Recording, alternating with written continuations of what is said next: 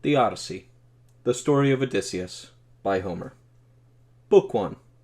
What went on in the house of Odysseus? This is the story of a man, one who was never at loss. He had traveled far in the world after the sack of Troy, the virgin fortress. He saw many cities of men and learnt their mind. He endured many troubles and hardships in the struggle to save his own life and to bring back his men safe to their homes. He did his best, but he could not save his companions. For they perished by their own madness, because they killed and ate the cattle of Hyperion, the sun god, and the god took care that they should never see home again. At the time when I begin, all the others who had not been killed in their war were at home, safe from the perils of battle and sea. But he was alone, longing to get home to his wife. He was kept prisoner by a witch, Calypso, a radiant creature, and herself one of the great family of gods, who wanted him to stay in her cave and be her husband. Well then, the seasons went rolling by, and when the year came in which by the thread of the fates spins for every man he was to return home to Ithaca, he had not yet got free of his troubles and come back to his own people. The gods were all sorry for him, except Poseidon, god of the sea, who bore a lasting grudge against him all the time until he returned. But it happened that Poseidon went for a visit a long way off, to the Ethiopians, who live at the ends of the earth, some near the sunrise, some near the sunset. There he expected a fine sacrifice of bulls and goats, and there he was, feasting and enjoying himself mightily. But the other gods were all gathered in the palace of Olympian Zeus. Then the father of gods and men made them a speech, for his heart was angry against a man, Aegisthus, and Agamemnon's son Orestes, as you know, had just killed the man. So he spoke to the company as follows. Upon my word, just see how mortal men always put blame on us gods. We are the source of evil, so they say, when they only have their own madness to thank, for their miseries are worse than they ought to be. Look here now. Aegisthus has done what he ought not have done. Took Agamemnon's wedded wife for himself. Killed Agamemnon when he came home, though he knew quite well it would be his own ruin. We gave him fair warning, sent our special messenger Hermes, and told him not to kill the man or to make love to his wife. Their son Orestes would punish him when he grew up and wanted his own dominions.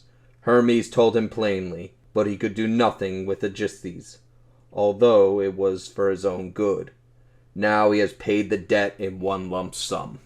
Then up spoke Athena, with her bright eyes glinting. Cronides, our father, king of kings and lord of lords, I have nothing to say for Aegisthus. He richly deserved his ruin. So perish anyone else who does a thing like that. But what about that clever Odysseus? I am anxious about him, poor fellow, kept from his friends all this while, in trouble and sorrow, in that island covered with trees, and nothing but the waves all around it, in the very middle of the sea. It is the home of one of ourselves, the daughter of Atlas, you remember that creature of mischief, who knows all the depths of the sea. You know, he holds up the pillars which keep earth and heaven apart. It is his daughter who keeps that wretched man a prisoner. She is always coaxing him with soft, deceitful words to forget Ithaca. But Odysseus would be happy to see as much as the smoke leaping up from his native land, and then to die. And you cannot spare him a thought, Olympian. Don't you owe him something for all those sacrifices which he used to offer in their camp on the plain of Troy? Why have you such an odd grudge against him, Zeus? Then Zeus Cloud-gatherer answered, My child, what a word to let out between your teeth. How could I forget that fine fellow Odysseus after all? He is almost one of us, wise beyond mortal men, ready beyond all to offer sacrifice to the lords of the broad heavens. But Poseidon Earthholder bears him unrelenting hatred, because of the Cyclops whose eye he put out. I mean Polyphemus, who has our blood in his veins, the most powerful of all Cyclopeans. Theusa was his mother, the daughter of Phorcys, prince of the barren brine. Poseidon possessed her in a hollow cave. Ever since then, Poseidon has kept the man wandering about, although he does not kill him outright. Come now, let us all try to think of how we can persuade Poseidon to abate his anger and let him go home to his native land. Surely he will not be able to stand out against all the immortals and keep up a quarrel all by himself. Then Athena said, Cronades, our father, king of kings and lord of lords, if all the gods now agree that Odysseus shall return to his own home, then let us dispatch our messenger Hermes Ariphantes to the island Ogygia, and let him announce forthwith to the nymph her unchangeable will, that Odysseus, after all he has patiently endured, shall return home. And I will make myself go to Ithaca, to put heart into his son, and make him do something. He shall call the people to a meeting, and speak his mind to all the would-be bridegrooms who have been butchering his sheep and his cattle in heaps. And I will send him to Sparta, and go to sandy Pylos to inquire about his beloved father. If he can hear that he is on his way home, that will be some credit to him in the world. So saying, she fastened under her feet those fine shoes, imperishable shoes of gold, which used to carry over our moist and dry to the ends of the earth.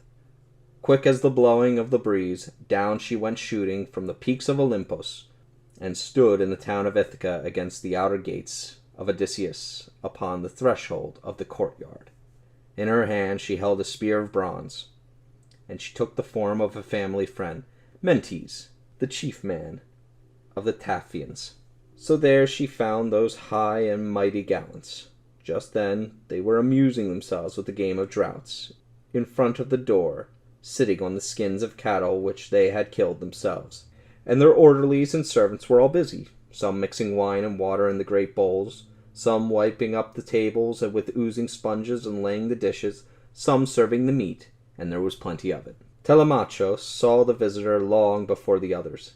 He was a fine-looking boy, and he sat there among the intruders in deep distress, with his heart full of his noble father. He wondered if his father would suddenly appear and make clean sweep of them all, and take his own honorable place again, and manage his property. These were his thoughts as he sat among them, and saw someone at the door. He went straight to the porch, indignant to think that a visitor should be left standing at the door. He took the visitor's right hand, and relieved him of the spear, and spoke to him in words that winged like arrows to the mark. Good day to you, sir. You will be welcome in our house. Refresh yourself, and after you have eaten and drunk, you shall say what you have come for. So saying, he led the stranger in. Then as soon as they were within the lofty hall, he carried the spear to a tall pillar, and set it in a polished spear stand in which other spears were standing. The spears of Odysseus, that patient man, a whole lot of them. Then he led his visitor to a seat, and bade him to be seated. He threw a rug over, a beautiful rug, an artist's work, and there was a footstool ready at his feet. Beside him he placed an armchair of carven work, apart from that rest of the company, for he did not wish the visitor to be disgusted by the noise, and to lose all relish for his food as he found himself amongst a rabble of bullies. He wanted also to ask about his lost father. A servant brought the hand-wash for the visitor, and poured it over his hands from a jug all made of fine gold into a silver basin. He drew up to the seat a polished table. A comely maid brought in the victuals, and put them on the table. All sorts of things. She did not spare her store. The carver added plates of all sorts of meats, and set beside them cups of gold. An orderly kept their cups filled with wine. In came the gallants, full of pride. They flung themselves down at once into chairs or settles, one after another, and the orderlies poured water over their hands, while the women piled up heaps of rolls in the baskets, and the boys filled the mixing bowls with drink to the brim. Then they put out their hands to take good things that lay ready. At last, when they had eaten and drunk till they wanted no more, their fancies turned to other things, singing and dancing, for these are the graces of the feast. An orderly brought a beautiful harp, and put it in the hands of Phemios, who used to sing for them, because he could not help it. So he struck up a prelude for his song. Then Telemachus spoke to Mentes, who was really Athena, and he brought his head close, that the others might not hear. Kind sir, will you think me rude if I say something to you? You see what these fellows care about, music and song. Easy enough, when someone else pays for the food they eat. A man whose white bones are laying on the ground and rotting in the rain, no doubt, or rolling about in the salt sea. That man, if they only caught sight of him here in Ithaca once more, They would gladly give a fortune of gold for a light pair of heels. But he is dead and gone in this miserable way, and there is no comfort for us, even if there are people in the world who say he will come back. No, the day of his return will never dawn. Well now, please tell me this. I want to know all about you. Who are you? Where do you come from? Where is your country? What is your family? What ship carried you here?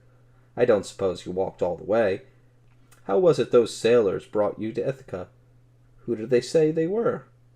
And another thing I want you to tell me. Is it your first visit, or are you a friend of our family?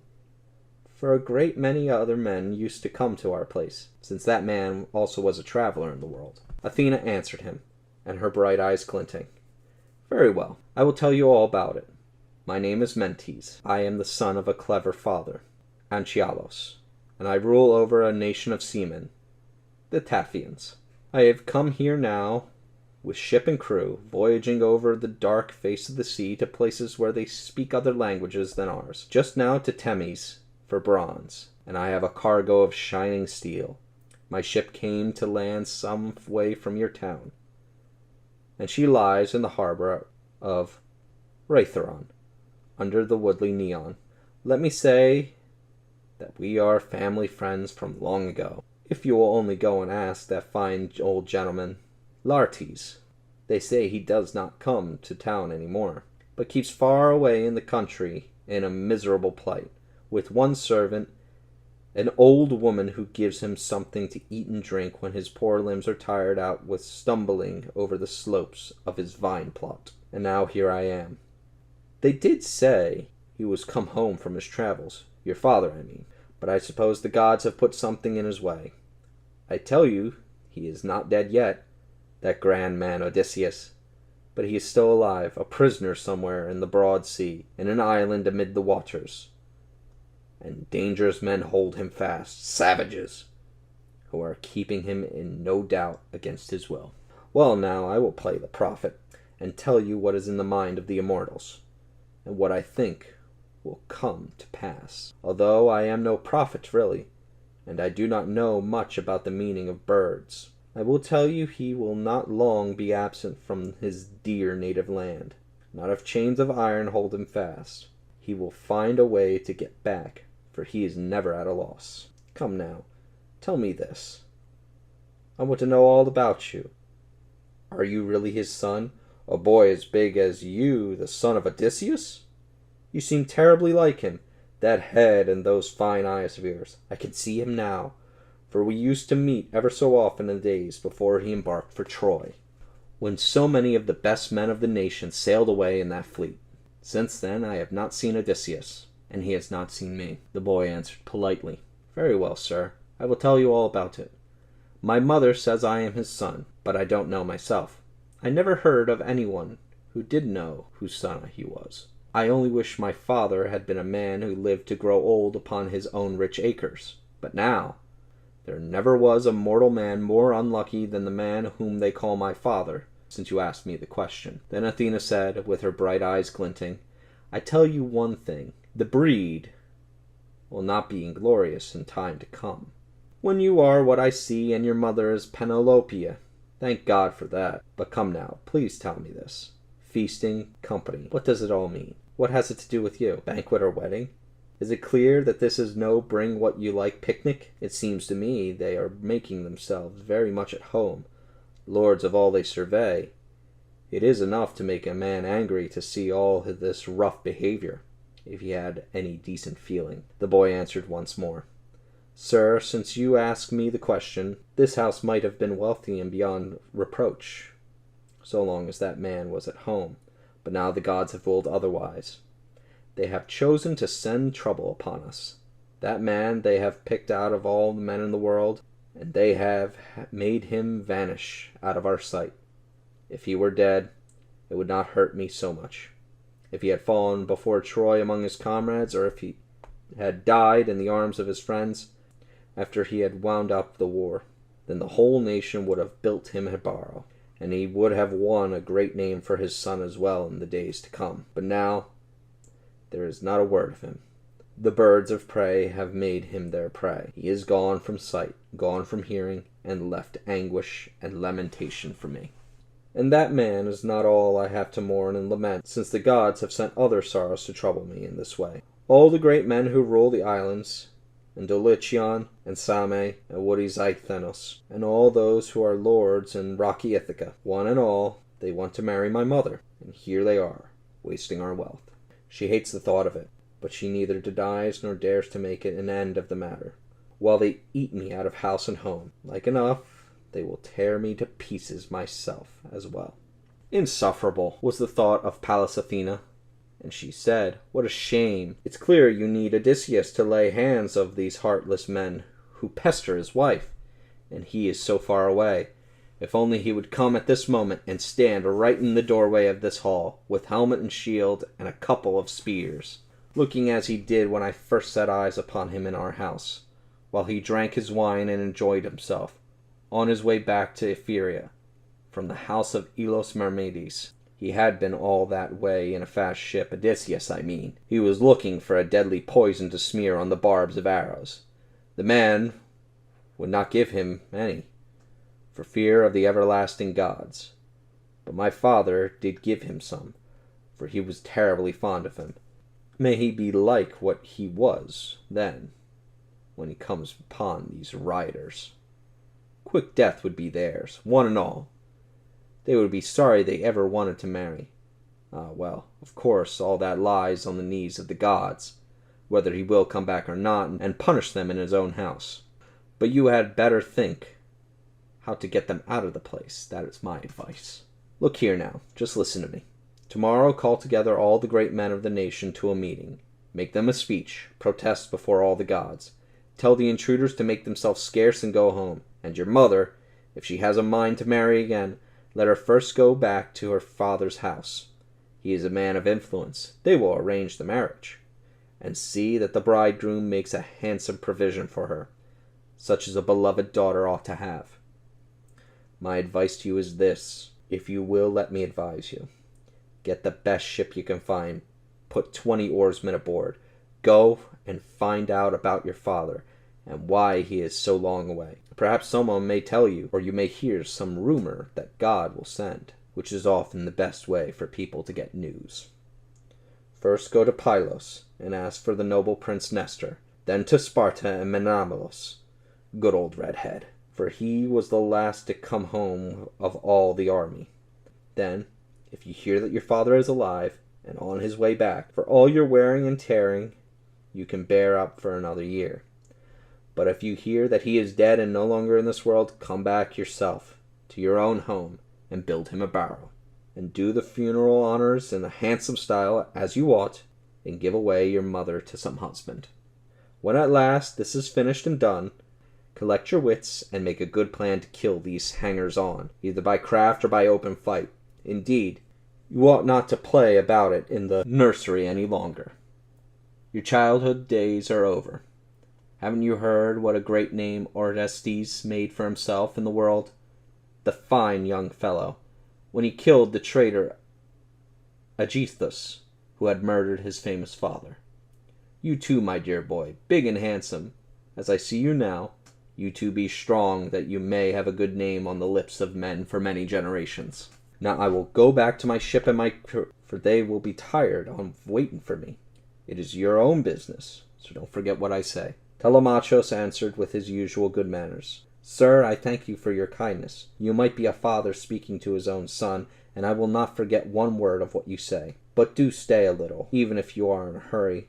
Let me offer you a bath, rest, and refresh yourself, and take back to your ship a gift from me, something precious, a real good thing, to be an heirloom from me, such a friend gives to a friend." Then the goddess Athena answered, "Don't keep me longer. I want to be off. As to any gift which your kind heart bids me you offer, when I come back you may give it to me to take home. If you chose me a good one, you shall have a good one in return." When Athena had said this, away she went like a bird, up through the luffer in the roof. In the spirit of the boy she left courage and confidence, and he thought of his father even more than before. He understood what it all meant, and he was amazed, for he believed her to be a god. At once he went back to that rough crew, looking more like a god than a man himself. He found the minstrels singing to them in a fine style, while they all sat around in silence listening. He sang of the lamentable return of the Achaeans from Troy, which Pallas Athena had laid upon them. In the upper chamber the wonderful sounds fell on the ears of Penelope, the daughter of Icarius, the wise and faithful wife. She came down the high staircase out of her room, but not alone.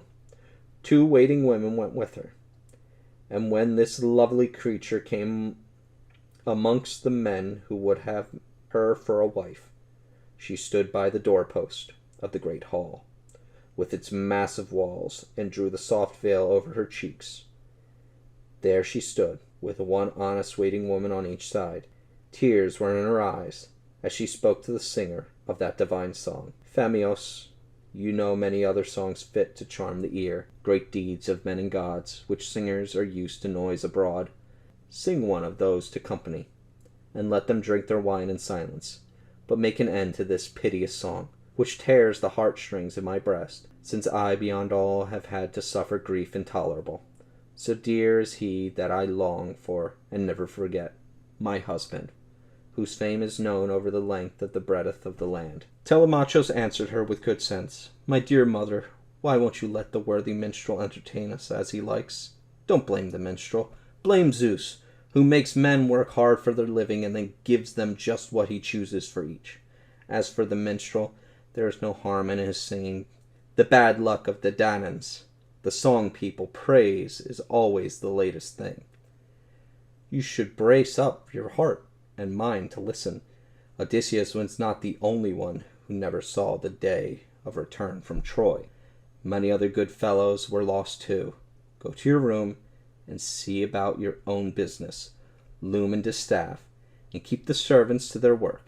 Talking is always the man's part, and mine in particular, for the man rules the house. She was astonished to hear him, and went back to her room, but she noticed how sensibly her son had spoken. When she was upstairs with the servants, she wept for Odysseus, her beloved husband, until Athena laid swept sleep upon her eyelids. But the pretenders made quite an uproar in the shadowy hall, and each one might be heard praying loudly that she might share his bed. Then Telemachus made them a speech. Gentlemen, you pretend to marry my mother, but you are behaving in the most outrageous fashion. For this once, let us eat and drink and be merry, but let there be no shouting, for it's a fine thing to hear a man sing when he has a heavenly voice like this. Then tomorrow let us hold a session in the marketplace, for I wish to tell you in plain words that you must go from my house. Lay your dinners elsewhere, and eat your own food in your own houses. Change and change about. Well, if you think it meet and right to consume one man's goods without paying, carve away. I will appeal to the everlasting gods, and see if Zeus may one day grant me vengeance. There would be no ransom then. In this house you should perish. As he said this, they all bit their lips. They were surprised to hear how boldly Telemachus spoke. Antinous rose to answer him. His father was the soft-spoken Eupeithes. Why, Telemachus, you must have gone to school with the gods. They have taught you their fine rhetoric and bold style. I do hope Cronion will never make you king in our island of Ithaca, to sit in the seat of your fathers. Telemachus took him up neatly and said, I dare say it might annoy you, Antinios, but I should be glad to accept the gift. Do you think it the worst thing in the world to be a king? It is not a bad thing at all.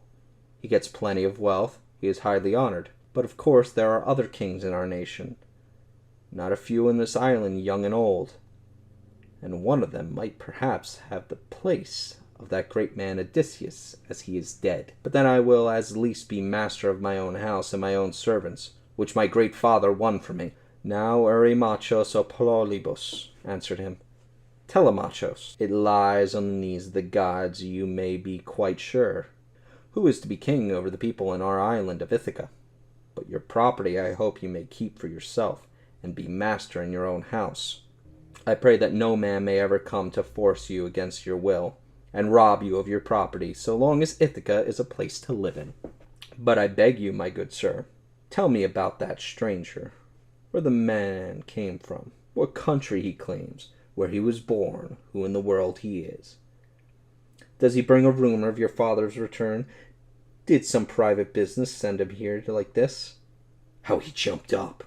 Gone in a moment, and did not wait for us to make his acquaintance. Certainly he did not look a bad sort of fellow. Telemachus answered him. Machos, I am sure my father will never see home again. I believe no rumors any more. Wherever they come from, I take no notice of any divinations. If my mother calls in a diviner and asks him questions, that is an old family friend from Taphos. He says he is Mentes, the son of the clever father Anicolos, and prince of the seafaring Taphians. That is what he said, but in his heart he knew the immortal goddess. So they turned to dancing and joyous singing, and made merry. They were still at it when the darkness of evening came on them. Then off they went, each to his home and bed. And Telemachus went up to bed in his room, which was built high up over the wide courtyard, with a view all around. And his heart was full of thoughts. To light him on the way, a faithful old servant carried a blazing torch. She was Eurycelia, daughter of Ops Pasenerides. Laertes had brought her long ago at his own cost, when she was in her first youth, and begave 20 oxen for her. He treated her as well as he did his own faithful wife, but he did not lie with her, for he wanted to avoid any quarrel with his wife. This was the woman who carried the torch for Telemachus. She loved him more than any other in the household, and she had been his nurse when he was a little tot. He opened the door of the handsome room and sat down on the bed, and stripped off his soft shirt, which he gave into the wise old woman's hands. She folded it up and smoothed it out, and hung it on a peg beside the bed frame, and left the room, pulling the door to buy the silver crow's beak, and ran home the bolt by pulling the strap. There all night long, covered up with a soft fleece of wool, he thought over the journey which Athena had told him to go. Book 2. How the council met in the marketplace of Ithaca, and what came of it. Dawn came, showing her rosy fingers through the early mist as Telemachus leapt out of bed. He dressed himself, slung a sharp sword over his shoulder, strapped a stout pair of boots on his lissom feet, and came forth from his chamber like a young god. He called the criers at once, and told them to use their good lungs in summoning the people to council. The criers did their part, and the people came. As soon as they were assembled, he went down to the council himself, with a strong spear in his hand, and a couple of dogs for company, which danced round him as he walked. He was full of enchanting grace, and the people stared at him in admiration. Not for nothing Athena was his friend. He took his seat in his father's place, and the reverend seniors made room. The first speaker was Aegyptus, a great gentleman, bent with age and full of ripe wisdom. He also had lost a son, who had sailed with Prince Odysseus in the fleet to Ilios, Antiphos the lancer. The savage Cyclops had killed him in the cave. In fact, he was the monster's last supper. 3 other sons the old man had. One of them, Euronymous, was among the wooers. The 2 kept their father's farms. But he could not forget the other, whom he mourned unceasingly. And now there were tears in his eyes for his son's sake as he began to speak. Listen to me, men of Ithaca, for I have something to say to you. There has been no session of our council since the time when Prince Odysseus sailed with the fleet, and now who has summoned us? Is it a young man or one of the elders? Was it some private need that moved him? Or has he news of some threatening raid, and now wishes to report what he was the first to hear?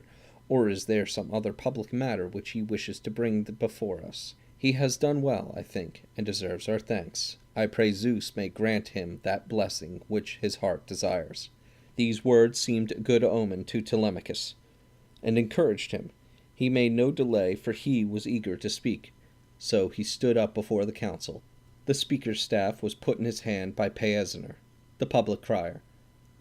Then Telemachus first addressed himself to the old councillor. The man you call is not far away, reverend sir, who summoned the people together. As you shall know, I am that man, and I am in great trouble of my own.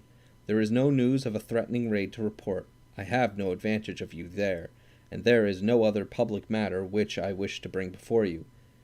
This is my own private need, trouble which has fallen upon my house. 2 troubles indeed. First, I have lost a good father, who was once king over you that are present here, and he was like a kind father to you. And now again there is something much worse, which I tell you will soon utterly tear to pieces my whole house, and destroy my whole living. My mother is besieged by those who would marry her against her will, own sons to those men who are chief among you here. They will not go near her father's house and lay a formal proposal before Icarus. The thought makes them shiver, and then he might collect the bridal gifts for his daughter, and give her to the man of his choice, the one he likes best. No, it is our house they visit regularly every day, kill our cattle and sheep and fat goats, hold high revel, and drink my sparkling wine, quite reckless. That is the way it all goes. For there is no man at the head, no one like Odysseus, to drive this curse from the house. You see, we are not able to drive it away ourselves. Sorry champions we shall prove, if we try. We have little skill for the combat. Indeed, I would defend myself if I had the strength. What they have done is quite intolerable. There is no decent excuse for the ruin they have made of my house. You ought to be ashamed in your own hearts. You ought to think what others will say about it. Our neighbors, who live all around us. You should fear the wrath of the gods, who may be provoked by such wickedness to turn upon you. I appeal to Olympian Zeus and Themis, who dissolves the parliaments of men and summons them. Let me be, my friends. Leave me alone to be worn out by my bitter sorrow. Unless I must suppose that my father Odysseus, my good father, was a cruel man and ill-treated the nation, and that is why you are cruel and ill-treat me, out of revenge, why you encouraged these men. I should like it better if you would eat up my treasures and my flocks, if you would eat them up. Perhaps there might be some redress. Then we might go around the town, dunning you, imploring, demanding our goods again, till you should give all back. But now I am helpless. All I can do is to suffer the humiliation which you heap upon me. He spoke angrily, and now he dropped down the staff on the ground and burst into tears. All the people were sorry for him, and they all sat silent. Not one had the heart to say an unkind word in reply. Only Antinous answered and said, "You are a boaster, Telemachus, and you don't know how to keep your temper. What a speech! Cry shame on us, fasten the blame on us. That's what you want to do. Blame us indeed. Your own mother is at fault. You cannot find fault with us for paying court to your mother. She is a clever piece indeed. It is 3 years already, and the 4th will soon go by, since she has been deluding the wits of the whole nation. Hopes for all, promises for every man by special messenger, and what she means is something quite different. Here is the latest trick which came out of her meditations. She set up a great warp on her loom in the mansion, and wove away fine work and wide across, and this is what she told us. Young men who seek my hand, now that Odysseus is dead, I know you are in a hurry for marriage, but wait until I finish the cloth, for I don't want to waste all the thread I have spun. It is a shroud for my lord Laertes against the time when all-destroying fate shall carry him away in dolorous death. I do not like the women of our nation to cry scandal if he should lie without a winding sheet when he had great possessions." That is what she said, and we swallowed our pride and consented. There she was all day long, working away at a great web, but at night she used to unravel it by torchlight. So for 3 years she deluded the whole nation, and they believed her. But the seasons passed on, and the 4th year began, and a time came when one of her women told us, one who knew the secret. We caught her unraveling the fine web, so she had to finish, because she must, not because she would. And as for you, this is the answer of those who pay court to your mother, a plain answer to you and to all the nation. Send your mother out of the house. Tell her to marry whichever her father says, whichever she likes herself. But if she will go on and on teasing the young men of our nation, with her head full of pride to think how Athena has been generous to her beyond all others, given her skill in beautiful work, and good intelligence, and cleverness such as never was heard of, even in the old stories, those women of our nation who lived long ago with their lovely hair, Tyro, Alcmene, Mycenae, with her fine coronals. Not one of them had the clever wits of Penelope. But this clever turn was a wicked trick. To put it plainly, we will go on eating up your living and substance just so long as God allows her to keep the mind she has now. She is making a great name for herself, but for you, goodbye to a great fortune.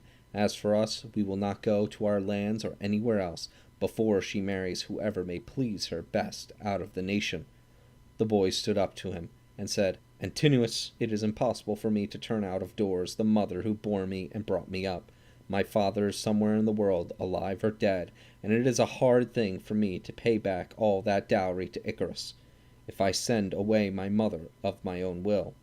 Her father will be bad enough, but heaven will send me worse, for my mother will call me down the dread avengers upon me, if she leaves home, and men will reproach me, so I will never say that word. And if your own minds have any fear of such a reproach, go out of my house, get your dinners elsewhere, eat your own food turn by turn in your own houses. But if you think it meet and right to consume one man's goods without paying, carve away. I will appeal to the everlasting gods, and see whether Zeus may not one day grant me vengeance. There would be no ransom then. In that house you should perish. So spoke Telemachus. And Zeus, whose eye can see what is far off, sent him a pair of eagles flying from a lofty mountain peak. On they flew down at the wind awhile, side by side, soaring on wide-stretched sails. But when they came right over the place of debate, they took a turn round, then hovering with quick-beating wings, they stared down on the heads of all, with death in their eyes, and tearing at their cheeks and necks with their talons, away they darted to the east across the houses of town. The people were amazed when they saw this sight with their own eyes, and they pondered in their hearts what was to come of it. Then up and spoke a noble old man, Halitherses Mastorides, for there was no man of his day who came near him in the knowledge of birds or in telling what omens meant. He spoke to them in this fashion, out of an honest heart. Hear me now, men of Ithaca, for I have something to say. I speak especially to those who would wed, for upon them a great woe is rolling. Odysseus will not long keep away from his friends, but I think he is already near, planting the seed of death and destruction for all these men. Trouble there will be also for many others of us who live on the island of Ithaca. But let us consider in good time how we can stop these men, or let them stop themselves. Indeed, the sooner the better. I am no novice in prophecy. That is something I understand. As for that man, I declare that all has been fulfilled as I told him, when our people embarked for Ilios, and with them went Odysseus, the man who is ready for anything and everything. I said he would have many troubles, and lose all his companions, and after 20 long years unknown, he would come home again, and see now all is being fulfilled. Then another man got up, Eurymachus, and he said, Off with you, old man, go home and prophesy to your children, or they may come to grief some time. In this matter I am better prophet than you are. Any number of birds are flying about under the sun, and not all of them are birds of omen. At any rate, Odysseus is dead, far away from this place, and I wish you had died with him. Then you would not be here making a long speech as God's mouthpiece. You would not unleash this angry Telemachus. No doubt you expect to find something from him when you get home, if he doesn't forget it. But I tell you this, and I will do it too. He is a young man, and you are full of antediluvian wisdom. But if you cajole him and inflame his passions, he shall be the first to suffer. As for you, sir, there will be damages which you will be sorry to pay. A heavy burden shall be yours. For Telemachus, this is my advice, which I give before you all. Let him tell his mother to go home to her father's house. They will arrange a marriage and collect the bridal gifts. Plenty of them, as many as there ought to be for a beloved daughter, for I do not think the young men will cease their importunate wooing until that is done, since we fear no one in any case, not Telemachus, certainly, for all his food of words, and we care nothing for your prognostications, respected sir. They will come to nothing, and only make you more of a nuisance than you were. Yes, his wealth shall be wasted and consumed, and there shall be no retribution, as long as that woman keeps putting off her wedding and wasting our time. Here we are, waiting day after day, rivals for a great prize, never look at another woman, when you would expect each man to go a-wooing for himself. But Telemachus still kept his wits about him, and he replied, Eurymachus and all you other gentlemen who pay court to my mother, I make no more appeal to you. I have no more to say, for now the gods know, and all the nation. But I beg you to lend me a swift ship and 20 men to carry me there and back, for I am going to Sparta and sandy Pylos, to find out about my father and why he is so long away. Perhaps someone may tell me, or I may hear some rumor that God will send, which is often the best way for people to get news.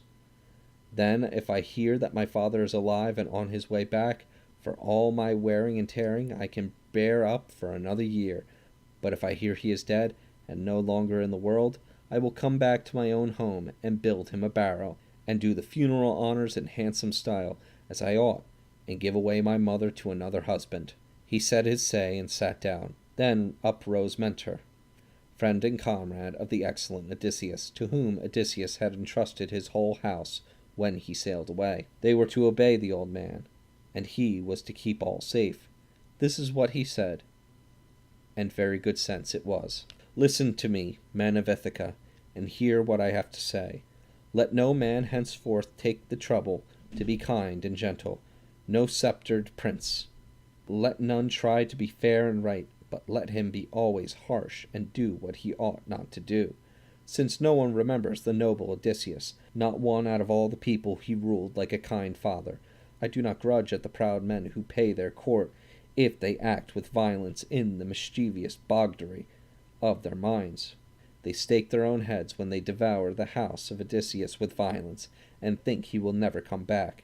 But now it is you, the others, who make me ashamed. How you all sit mum when you ought to denounce them, and hold back a few young men when you are many. Leocritus Eunorides answered him, Mentor, you mischief-maker, you madman, what a thing to say! Drive them on to stop us. One against many is done. A many's too many for one, in fights for a supper. Why, even Odysseus himself, if he came back to Ithaca and found a sturdy company feasting in his own house, and thought of driving them out of a hall, his wife would have little satisfaction, however much as she may have missed him. But then and there he would die an ugly death, if he's one against many. What you say is all wrong. Come now, men, make yourselves scarce. Away to your lands, every one. As for this fellow, Mentor shall help him with his voyage, and Helisteres, since they have been friends of the family for ages. But I think he will have to sit here for a good long time, and wait for his news in Ithaca. He will never bring off that voyage. With these words he broke up the assembly forthwith. They all made themselves scarce, and went each to his own house, and the pretenders went back to the house of Odysseus. But Telemachus went by himself to the seashore. There he washed his hands in the grey brine, and offered a prayer to Athena. Hear me, thou who yesterday didst come a god into our house, who didst bid me to take ship over the misty sea, and inquire if my father is coming home, and why he is so long away. All this the people prevent, but most of all my mother's wooers, men full of wicked pride. Such was his prayer, and Athena came to his side, like Mentor, in shape and voice. She spoke to him, and the words were plain and pointed.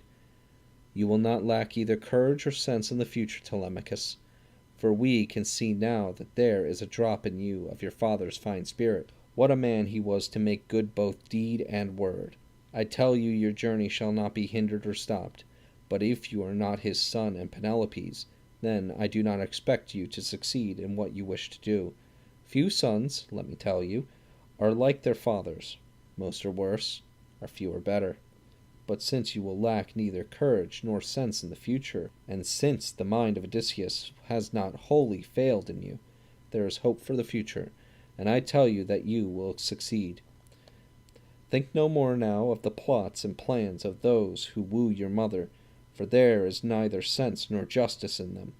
They know nothing of the death and destruction which is near them, so that in one day they shall all perish. But the journey which you desire shall not be long delayed, when you have with you such an old friend of your father as I am, for I will provide a swift ship and go with you myself.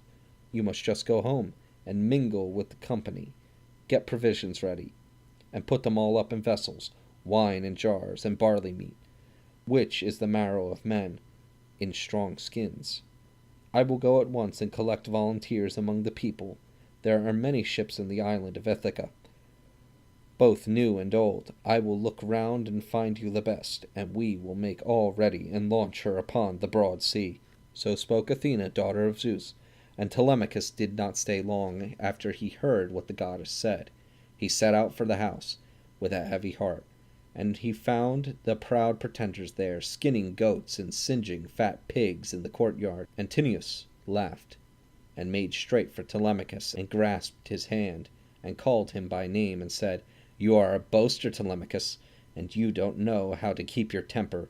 Do not trouble your head about plots and plans. Just go on eating and drinking as usual. Our people will manage all you want, I am sure. A ship and the best crew to be found.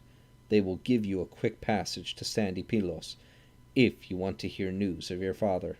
Telemachus pulled his hand from the hand of Antinous, and said, "Antinous, with your friends riding all round, it is impossible to enjoy a meal in peace and quiet. It is not enough, men, that you have been carving up a good portion of my possessions all this time, while I was still a boy. But now you see I am grown up, and I hear every one talking about it, and so I find things out. Now I feel my own strength, and I mean to do my best to bring retribution upon you when I come back from Pylos, or now in this country. I mean to go, and no one shall prevent me, even if I must go as a passenger, since I am not to have my own ship and crew. I suppose that suited you better." When he said this, the others mocked and jeered at him, and you might hear one of the young bullies saying, "Clear enough, Telemachus has murder in his mind. He will bring help from Pylos, or maybe from Sparta, since he is so terribly set on it. Or perhaps he wants to go as far as Ephyra, to bring some deadly poison from that rich land and put it in the cup and kill us all." Another of the young bullies would say, "Ah, but who knows? Once aboard ship he may be carried far from his friends, and perish just like Odysseus. That would double our trouble, for we should have to divide all his goods among us. But we would give the house to his mother, for herself, and the man who would marry her. So much for them." But Telemachus went down to his father's storehouse, a room lofty and wide, where heaps of gold and bronze were kept, with clothes and coffers and plenty of fragrant oil. Jars of delicious old wine stood there, full of that divine drink without a drop of water. There they stood in rows along the wall, ready for Odysseus when he should come home again after all his troubles. The place was closed in by double doors, right and tight. The housekeeper was on the spot day and night, and she took care of everything, and a very clever woman she was. Euryclea, the daughter of Ops Peisanores. Telemachus called her to the storehouse and said, "Come, Nanny, draw me some kegs of this fine wine, the nicest you have, next to that which you keep so carefully for your noble master, unhappy man, all ready in case he should come from somewhere or other, if he can get clear of death and ruin. Fill me a dozen, and put a stopper on each, and a few skinfuls of barley meal, good skins properly stitched, 20 measures of good barley meal ground in the millstones. Keep this to yourself, and let all the stuff be ready together. This evening I mean to fetch it away as soon as mother has gone upstairs to bed, for I am off to Sparta and sandy Pylos, to see if I can hear any news of my father." When he said this, his dear old nurse cried aloud in distress, and said in her downright way, What on earth put that into thy head, love? Why wilt to go to foreign parts, and that an only son, and reet well loved? He's dead, far away from home, my blessed Odysseus, in some foreign land. Ay, and if that goes, they'll up and plot mischief against thee by and by, to murder thee by some trick, and all that's here will be share among 'em. Stay thee where thou bist. Sit down on the property. What sense of wanderin' over the barren sea, and maybe happenin' an accident? Telemachus only said, "Cheer up, Nanny. This is God's will, let me tell you. Now promise me on your oath not to say a word to mother for 10 or 12 days, unless she asks herself and hears I have gone, or you'll have her crying and spoiling her pretty skin." When he said that, she took her oath, and this done with all due solemnity. She wasted no time, drew off the wine into kegs, packed the barley meal and the skins right and tight. Then Telemachus went off and joined the roisterers. Meanwhile, the goddess Athena was doing the rest. She took on the form of Telemachus and tramped the length and breadth of the city, took aside each of the men, and told her tale, then directed them to meet in the evening beside the cutter. The boat itself she begged of Noemon, the sturdy son of Phronios, and he agreed with all his heart. The sun went down, and the streets were all darkened. Then Athena ran the boat down into the sea, and put in all the gear that ships carry for sailing and rowing. She moored her at the harbor point, and the crew assembled, fine young fellows all, and she set them each to work. But she had something else to do. She made her way to the house of Odysseus, and there she distilled sweet sleep upon them all, and dazed them as they drank, until they let the cups drop out of their hands. So they got up and went to find sleep, dispersing all over the city, for they did not sit long after sleep fell on their eyelids. Then Athena called out Telemachus in front of the great hall, taking the shape and voice of Mentor, and said to him, "Telemachus, your men are all ready and furnished capapi, sitting at the oars, waiting for you to start. Come, let us go, and waste no time about it." With these words she led the way briskly, and he followed in her footsteps. And when they came to the ship and the seaside, there he found the bushy-headed boys on the beach, and he spoke to them full of dignity and strength. "This way, friends, let us fetch the provisions. They are all ready and waiting in the house. My mother knows nothing about it, nor any of the servants, but only one single soul has heard our plan." So he led the way, and they went with him. They carried all the stuff down to the ship and put it on board, as Telemachus told them to do. Telemachus himself went on board, following Athena. She took her seat on the poop, and he sat beside her. The others cast off the hawsers, and themselves came on board and sat down on the benches. Athena, with her bright eyes glinting, sent them a following wind, right from the west, piping over the purple sea. Then Telemachus called to the men, and told them to put a hand to the tackling. They lifted the mast, and stepped it in its hollow box, made it fast with the forestays, hauled up the white sail by its ropes of twisted leather. The wind blew full into the bellowing sail, and the dark wave boomed about the stem of the ship as she went. So on she sped, shouldering the swell, travelling steadily on her way. When they had made snug all the tackle about the ship, they set before them brimming bowls of wine, and poured libations to the gods immortal and everlasting, but most of all to the bright-eyed daughter of Zeus. So all night long, and in the dawning, the ship cut her way. Book 3. What Happened in Sandy Pylos. The sun leapt out of that lovely day, high into the brazen sky, to give light to the deathless gods and to mortal men all over the fruitful earth. And they came to Pylos, the stately city of Neleus. The people were on the shore, sacrificing jet-black bulls to the bull-crested god who shake the earth. There were 9 messes, 500 sitting in each mess, and 9 bulls were laid out before each. They had already distributed the tripes, and they were burning the thigh pieces for the god, when the ship came sailing in. The crew brailed up the sail and trussed it, and moored ship, and went ashore. Telemachus came ashore too, after Athena, who broke the silence by saying, "Telemachus, there is no need to be shy, not a bit. You know why you have come on this voyage, to ask news of your father, how he died, and where he was buried. Come along, then, straight to Nestor.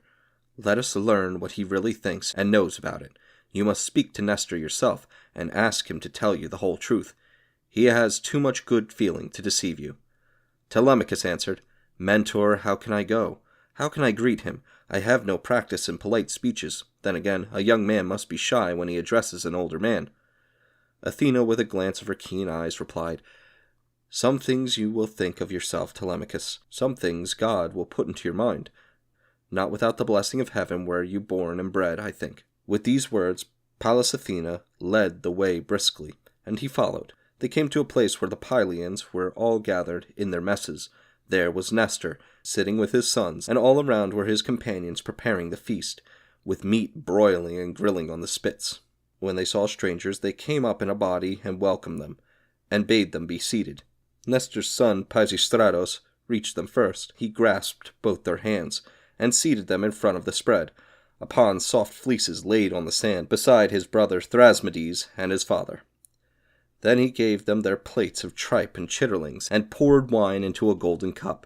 He raised his cup and called upon Pallas Athena, daughter of Zeus Almighty, and said, "Pray now, sir, to Lord Poseidon, who owns this feast which you have happened to join, when you have poured your drops and offered your prayer as usual, pass on the cup to your friends. He too, I think, will join our prayer to the immortals, for all men need the gods.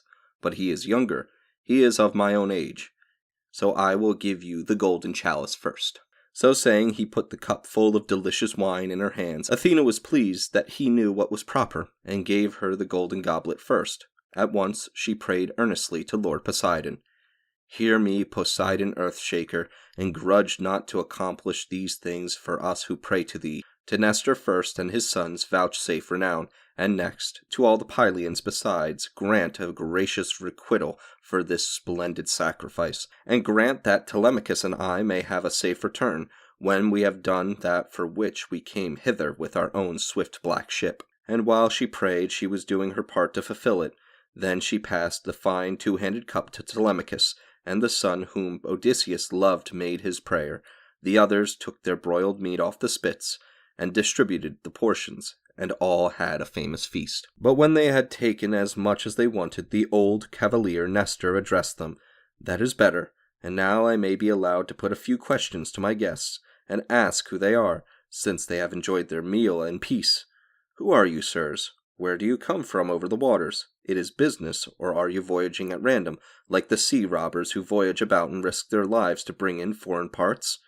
Telemachus now plucked up courage, for Athena herself gave him the courage to ask about his father's delay, that he might show he knew how to behave in society. He said, "May it please your majesty, Nestor Neliades, you ask where we come from, and I will answer. We come from Ithaca, and the town under Mount Neon.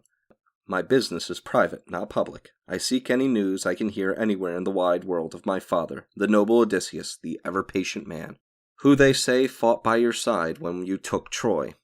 We have heard about all the others who were in the war. We know where each of them died, to our sorrow. But as for that man, we have not even heard that he is dead. Such is the will of Cronion, for no one can tell us for certain where he died, whether he was brought low on land by his enemies, or at sea amid the billows of Amphitrite. That is why I am here to appeal to you.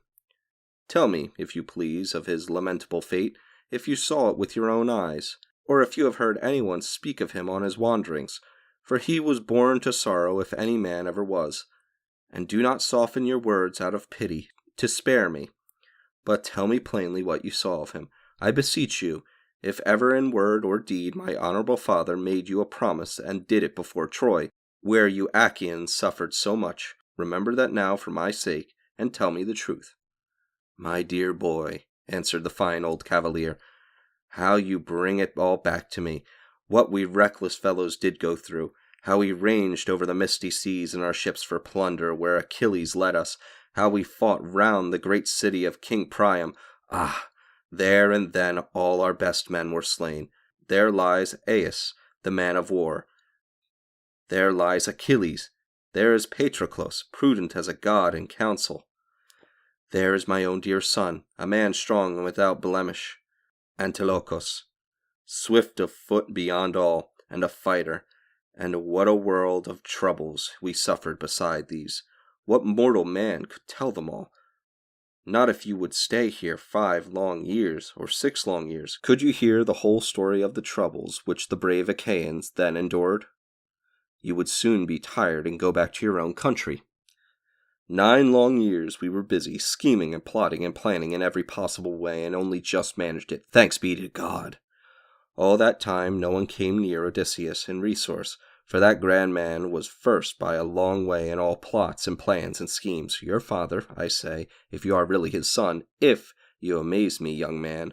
When I hear you speak, I might be hearing him. You could not imagine a young man could speak so like him. All that time, I and Odysseus never took different sides, either in parliament or in council. We were of one mind. With good sense and wisdom, we advised the people always that which promised the best success. Again, when we had sacked the tall city of Troy and embarked, and God scattered the fleet, then Zeus ordained a lamentable homecoming for all of us. For not all were sensible and fair-minded, and so a great many of them drew upon themselves an evil fate from the destroying wrath of the bright-eyed daughter of the thundering father, who made a quarrel between the 2 princes of the house of Atreus. When these 2 called the people to parliament, quite wrong, most improper, at sunset of all times, and they all came heavy with wine, the 2 of them explained why they had summoned the people. Then Menelaus advised them to see about the return voyage, and Agamemnon did not like it at all. He wanted to keep the people back and to make solemn sacrifice, hoping to calm the dire anger of Athena. Poor fool, he did not know that she was not likely to yield, for the mind of the everlasting gods is not quickly turned. So there the 2 stood, bandying angry words. All the men at arms jumped up, and there was the devil of a noise in the place, as each backed his own opinion. All through the night there was a lull, but the angry passions remained, for Zeus was preparing an unhappy issue from this trouble. Then at dawn, some of us launched our ships, and put our goods on board with the captive women dressed in their best. About half stayed on the shore with King Agamemnon. Half of us embarked and rowed away. Quickly the ships ran on, for God made smooth the great billows of the deep. We came to Tenedos, and offered sacrifice there to the gods, longing to get home. But Zeus had no thought yet of home for us. Hard God, to put a quarrel among us again for the 2nd time. There some turned back their ships. A fine trim-built lot they were, led by Prince Odysseus. For that deep and clever man wished to take the side of Agamemnon once more. But I went on with all the ships that were left, since I knew that Providence had trouble in store for them. With me went the warrior Diomedes, and he brought his companions. Then, better late than never, Menelaus came after us, and caught us at Lesbos, while we were hesitating about the long voyage straight across, whether to go seaward of rocky Chios close along the island of Syria, keeping the island on our left, or inside of Chios past windy Mimas. We prayed God to show us a portent, and he showed us one, and told us to cut straight across the Sea of Euboea, that we might escape our troubles the quickest way. A whistling wind began to blow. The ships ran at a great rate over the water, and in the night they put in at Geriastos. There we sacrificed many rump slices of bulls to Poseidon, in thanks for traversing that long stretch of sea. It was the 4th day when the party of Diomedes Tydides brought their fine ships to harbor in Argos.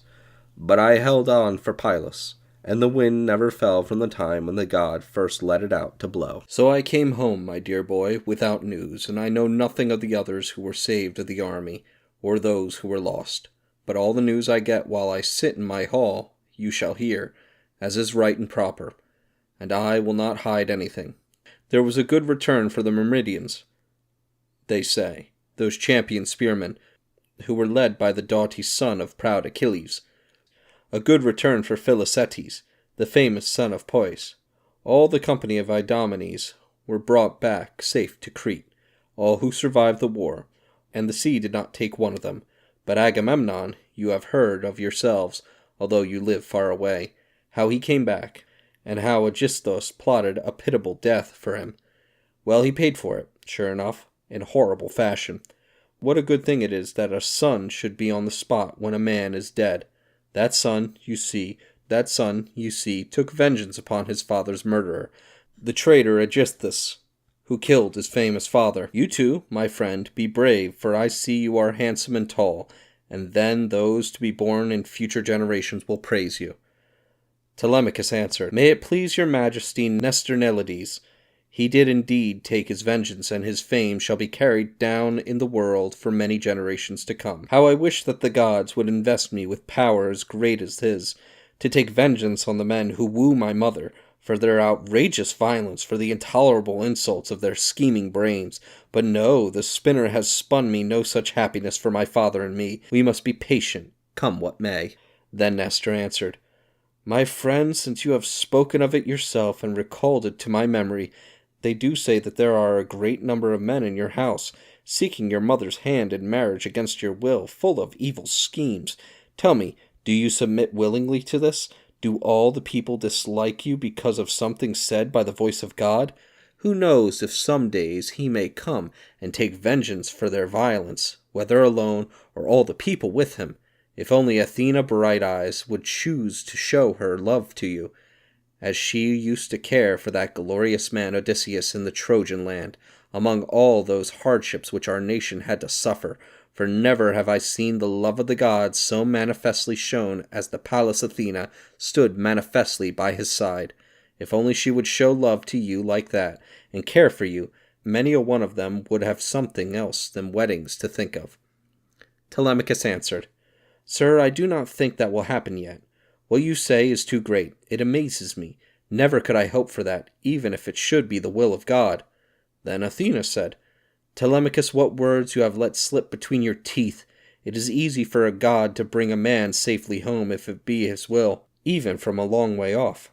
I would choose to suffer great tribulations and then live to return home, rather than to return safely, and then die beside my hearth as Agamemnon died by the treachery of Aegisthus and his own wife. But death is the common lot, which not even gods can keep from a man they love, as soon as the lamentable fate of dolorous death gets hold of him." Then Telemachus answered, "Let us say no more of this, Mentor, although we are not free from sorrow. The day of his return can never dawn, but the immortals have already ordained death for him, and a black fate.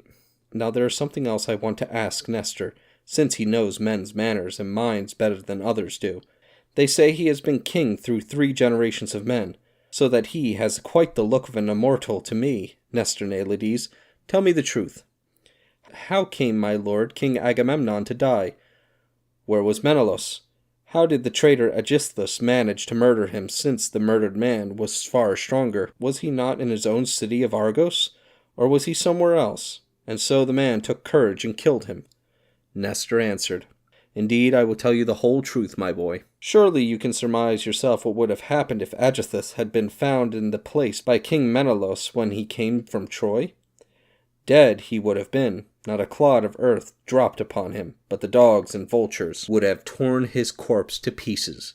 Thrown on the ground outside the city walls, not a woman in the whole nation would have wept for him, for it was a monstrous crime he plotted. We were over there doing our arduous duties, firmly fixed, he at his ease in a corner of that land of horses, bewitching Agamemnon's wife forever with his talk. At first she would have nothing to do with the shameful business, I mean Queen Clytemnestra, for she was not really a bad woman, and there was that singing man by her side, who was put in full trust by Agamemnon when he went to Troy, to look after his wife.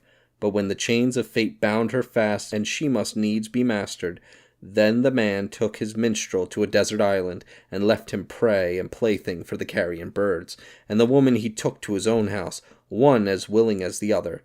Many thank offerings he burnt on the gods' holy altars, many precious things he cast into the fire, woven stuffs and gold, for success in a great enterprise which he had never in his heart expected to carry out. Well then, we both set out from Troy, Menelaus and I, in great contentment together. But when we came to holy Sunion, the headland of Attica, Phoebus Apollo attacked the helmsman of Menelaus, and slew him with his gentle shafts, while the man held the steering oar between his hands, and the ship was running free. That was Phrontis Ontorides, champion of the world when the stormy winds do blow. So for all his haste to go on, he stayed there until he could bury his comrade and perform the funeral rites. But when he followed us over the purple sea, and the ships came in their course to the steep cliff of Malaya, Zeus Almighty decreed a hard road for him to travel. He poured out a hurricane of whistling winds and monstrous swollen waves mountain high. Then he cut the fleet in two, and brought part of them to Crete, where the Sidonians are settled about the stream of Ardanos. There is a smooth cliff running down steep into the sea at the verge of the Gortine, over the misty deep, where the wind from the southwest drives the great wave against the western headland up towards Phaistos, and a little bit of stone keeps off the great wave. So far they came, and then the men escaped death with great trouble. But the ships were all smashed to pieces on those rocks by the sea. The other ships, 5 in number, were driven to Egypt by wind and water, while Menelaus was there, collecting a heap of gold and commodities and sailing his fleet about into foreign parts. That was the time when Aegisthus was making his murderous plans at home, and after he killed Agamemnon he reigned 7 years in all the wealth of Mycene, while the people were cowed under his rule. But in the 8th year came his ruin. Prince Orestes came back from Athens, and killed his father's murderer, the traitor Aegisthus, because he had killed his famous father. When Orestes had killed him, he gave a funeral feast to the people over his hateful mother and Aegisthus the coward, and on that very day arrived that stout champion Menelaus, with a heap of wealth filling his ships. Now, my friend, don't go a roaming too long far away from home, and desert your property, and leave those blustering fellows in your house like that, or they will eat up everything and share your wealth among themselves, and your journey will end in nothing. Go to Menelaus. That is my advice and bidding. He has lately come from abroad, from such places as he could never really expect to return from. When you think how at first the storms drove him astray over all that expanse of sea, even the birds take more than a year to cross it, for it is wide and dangerous too. Off with you at once, ship and crew and all, or if you prefer the land, horses and car are at your service. My sons are at your service, and they shall be your guides to lovely Lacedaemon.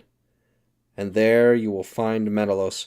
Beg him yourself to tell you the truth, but he will not deceive you, for he knows what is right and proper." When he finished, the sun set and darkness came. Then Athena spoke, with her bright eyes glinting. "Sir, you have told your tale well. Now then, cut the tongues of sacrifice and mix the wine, that we may pour libations to Poseidon and the other immortals, and think of our rest. It is high time now, for the light has gone down into the west, and it is not fitting to sit long at a feast of sacrifice, but to pass on." The others listened and did as she said. Attendants poured water over their hands, boys filled the mixing bowls to the brim, and served wine to all after pouring in the first drops. They cast the tongues on the fire, and the company standing poured out one after another the first drops in honor of the gods. And when the libation was done, and they had drunk as much as they wished, Athena and the handsome lad made as though to return to their ship, but Nestor would not have it. He said at once, "Zeus and all the immortal gods forbid that you should leave me and go off to your ship. As if I were a pauper without a rag, as if I had not plenty of blankets and rugs in the house, nothing for myself to sleep soft on, nothing for my guests. Come, I have blankets and rugs of the best. No, that man's son shall not lie on a ship's deck, his very own son, so long as I am alive, and while children are left after me to entertain the guests who may come to my house." Athena answered him, "That is well said, dear and reverend sir. It is yours to command, and Telemachus must obey, as it is right and proper. Well, he shall stay with you and sleep in your mansion, but I will return to our ship, to hearten the men and make them do their duty. You see, I am the only man of full years among them. The rest are all of an age with our brave young Telemachus, and come as volunteers out of affection for him. So I will just lie down in the old black ship for this night, but tomorrow I mean to visit the Cauconians. Those good fellows owe me a claim, no new thing and no small thing, and our friend here, since he has come to your house, lend him your son and a carriage, and let him go on, and lend him horses the fastest and strongest you have." With these words Athena departed, taking the shape of a sea osprey. All that saw it were amazed. The old man was amazed when he saw this with his own eyes, and he grasped Telemachus by the hand and said, My friend, I do not think you will turn out a coward or a craven, if in your young days you have gods to escort you, for this is one of those who dwell in Olympus, none other than the very daughter of Zeus, most glorious Tritogenia, the same who used to honor your father amongst our people. O Queen, do thou be gracious and grant me an honorable name, myself and my children and my beloved wife, and I in my turn will sacrifice to thee a yearling cow, broad-browed, unbroken, which no man has ever brought under the yoke. Such a one I will sacrifice to thee, and cover the horns with gold." Thus he prayed, and Pallas Athena heard his prayer. Then Nestor led them all, sons and godsons, to his fine mansion house. And when they came to the king's house, they sat down in order upon chairs and settles. Then the old king had a mixing bowl filled with delicious wine, 11 years old, when the cellarer cut the cap and opened it. Such was the wine which the old king sent for, and as he sprinkled the sacred drops, he prayed earnestly to Athena, daughter of Zeus Almighty. They poured their drops and drank, and departed each to his own room to sleep. But royal Nestor took Telemachus in hand, and left him to sleep there in the echoing gallery, and by his side the famous lancer Paestros, a born leader of men, one of his sons who lived in the mansion still unmarried. The king slept himself in a recess of the lofty hall, and there the queen his wife prepared bed and bedding. Dawn showed her rosy fingers through the mists of the morning. King Nestor arose from his bed and went out to the smooth stone benches which were before his lofty doors, all white and brightly polished. There in former days had sat Neleus his father, wise as a god in council, but he long since had yielded to fate and gone down to Hades. And now Nestor sat there as warden of the nation, holding the royal scepter. About him gathered all his sons as they came from their rooms, Ecpherion and Stratios, Perseus and Aretus, and the young prince Thrasmedes. Last came the sixth, Pisistratus, a fine young fellow, and they led out Telemachus to a seat, looking like a young god. Then Nestor addressed the company. "Quickly, my dear boys, carry out my wish, that I may find favor with Athena, first of all the gods, who showed herself manifestly at our rich sacrifice yesterday. Be quick! Let one go into the country for the heifer, and let the herdsman in charge drive her in. One go to the ship of brave Telemachus, and bring up all his companions, leaving only 2. One summon Larses the goldsmith, that he may cover the heifer's horns with gold. The rest of you stay here together. And tell the women indoors to get ready a good meal in my house, and set the places, and collect the firewood, and bring clean water." Then they all busted about. The heifer came from the country, the companions of Telemachus came from their ship, and the smith came with all his tackle, the tools of his trade, anvil and hammer and handy tongs, which he used to work the gold, and Athena came to receive the offering. Old King Nestor provided the gold, and the goldsmith covered the horns, fitting the gold neatly to please the goddess with a handsome sight. Stratios and young Ecpherion led the heifer by the horns.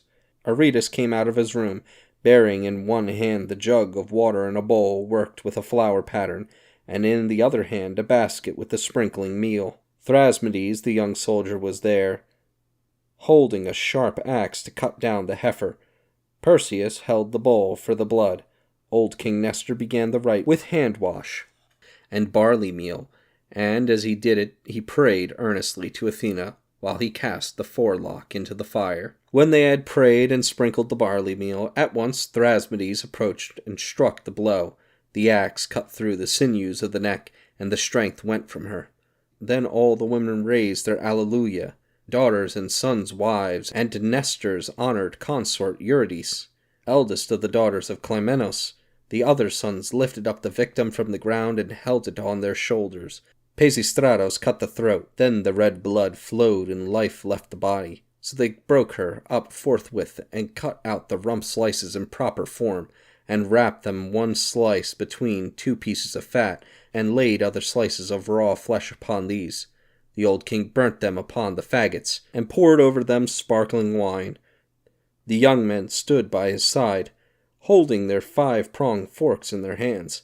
Then, after the rump slices were burnt, and they had divided the tripes, they chopped up the rest and ran the pieces on spits, and grilled them, holding the ends of the spits in their hands. Meanwhile, Telemachus had been bathed by Polycasta, the youngest daughter of Nestor and Aelides, and when she had bathed him and rubbed him with olive oil, she gave him a wrap and a tunic to wear. Then he stepped out of the tub, as handsome as a young god. He came to Nestor's side and sat him down by the king. The others had now roasted the fleshy parts and taken them off the spits, and they were sitting down to their meal. Good men looked after them, pouring out the wine into the golden cups. And when they had eaten and drunk all they wanted, old King Nestor addressed them. "My boys, hurry up with the horses and put them under the yoke, that he may get on his way." They did as they were told, with a will. Quickly they put the swift horses under the yoke, and the housekeeper packed in bread and wine, and the meat such as kings eat by the grace of heaven. Up climbed Telemachus in the splendid car, beside him Pisistratus Nestorides, who got into the car and took hold of the reins. He whipped up the horses, and they left the tall castle of Pylos, and flew on nothing loath into the plains. So all day long they shook the yoke up and down. The sun went down, and all the ways became dark.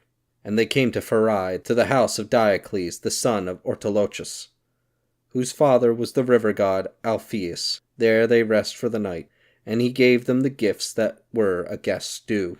But when dawn showed her rosy fingers again out of the mists, they put the horses to and mounted the car. He whipped up the horses, and the pair flew along. By and by they came to a plain full of growing wheat, and there at last they were near the end of their journey. So well did the swift horses carry them on. The sun went down, and all the ways became dark.